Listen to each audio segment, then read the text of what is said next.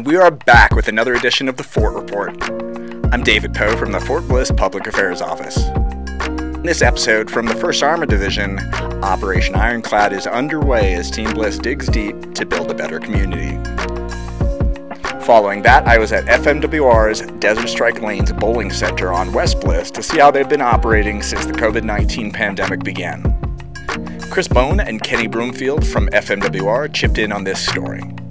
And last but not least, we have the first in a series of soldier and family service videos from the Garrison Command, helping you navigate Army life at Fort Bliss, Texas better.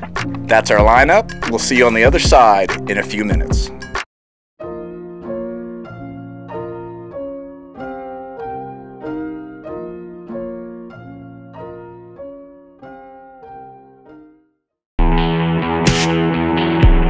By focusing initially on sexual harassment and sexual assault, which is certainly the worst single day any human being could have, we're also simultaneously looking at some of those other aspects that are going to make the environment and ultimately the culture and climate here at Fort Bliss non-available, non-permissible for anyone that practices extremism, and make it more inclusive for those that are feeling that they're outside and suicide might be an option.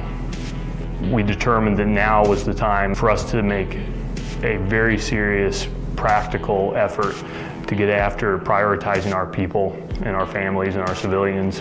Ultimately, the focus of Ironclad, the center of what it's trying to accomplish, is within the formations. It is something that we have to execute at that lowest level. Enduring over time, we're able to truly put our people first and truly make this a team of teams. There's no ambiguity here. Operation Ironclad is the #1 priority of America's Tank Division. Sexual harassment and sexual assault must stop. Operation Ironclad is targeting the corrosive behavior of sexual harassment and sexual assault. Operation Ironclad is making Fort Bliss a non-permissive environment for this corrosive behavior.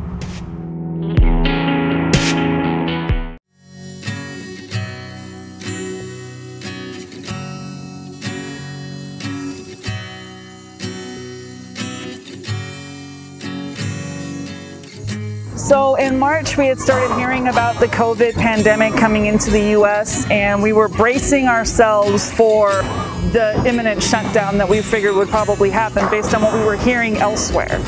And sure enough, within a couple of weeks in March, we were forced to shut down, and everybody was sent home except for essential personnel.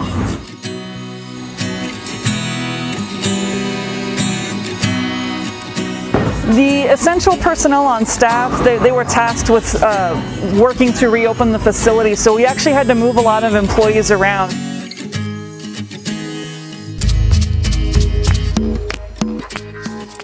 When we first opened up, we were working in shifts.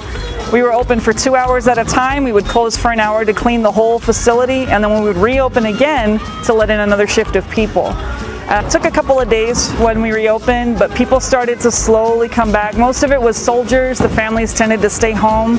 But once the word got out on how clean we were, how safe we were, and how serious we took everything, the families started to come in and bring their kids. People were used to working specific departments. They were actually forced to work on the doors, take temperatures, have people sign in, work at the exit door where they would open it for people to come out, clean, constantly cleaning. We're constantly cleaning and sanitizing. They will clean the tables, the chairs, the bowling balls, the finger holes, the ball racks, the touch screens, the barriers even. Well, we've actually sectioned off the whole house. That's not normal. People tend to like to be able to gather and mingle with each other. We don't allow that currently. It's a first come, first served basis. The majority just come in. Some people call ahead to see if we have a waiting list. Now that we're busier, we do tend to have waiting lists more often. Now, Wednesdays and Thursdays, we're open from 11 to 5. Fridays and Saturdays we're open from 11 to 10, and then Sundays we're open from 11:30 to 6. We're currently closed on Mondays and Tuesdays.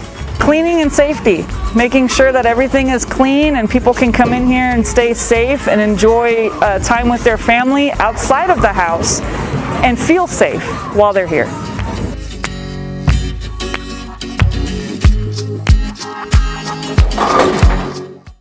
Hello. My name is Tony Gantt, and I'm the Performance Center Manager for the Fort Bliss R2 Performance Center, or R2PC. Welcome to Fort Bliss. We at the R2PC have a team of performance experts, or PEs, ready to support your unit or organization with resilience and performance-based training. You may be asking yourself, what is a performance expert, or PE, and what do they do?